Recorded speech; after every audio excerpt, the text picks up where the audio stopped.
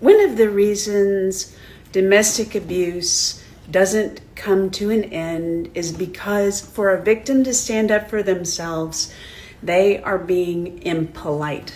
And so when someone abuses you and you are concerned about being polite, particularly young girls that were born around the time I was, which was 1969, our primary goal was to be polite, to be mannerly. This is in this wealthy little circle that I grew up in.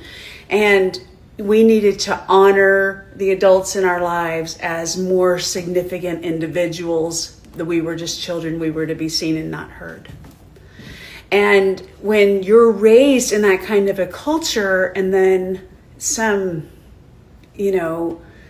servant of the devil sees that, oh, your goal is to people please, is to make me feel good, is to follow direction, right?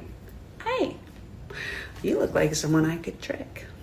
And so that person with narcissistic personality disorder goes in and sees that people-pleasing type of personality and takes advantage of them. And it doesn't just start out, they don't just start out just whamming you to death. That's just not how it is. It's very, very subtle.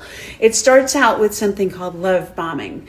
And now this is if someone is entering as an adult into a narcissistic relationship. So this does not include children who were born into narcissistic families who may not have the empathic personality and aren't going to have the response of abuse that the sensitive child would have. They are going to have a very different experience, okay?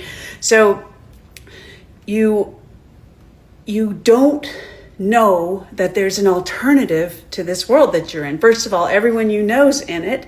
Everyone's buying it. Everyone's willing to live on a pretty superficial level of thing. There's an incredible amount of insecurity that gets projected onto other people who, someone like me, which is the scapegoat, I took it. And so I wore everyone's insecurity. And so I had absolutely no self-esteem at all. And so the more insecure I got, the more power they had over my mind, okay? And so I was in a marriage like that for 22 years after having grown up in it and know it, and I didn't even recognize I was abused until I married my second husband in 2016 and started understanding love and trust and joy in life.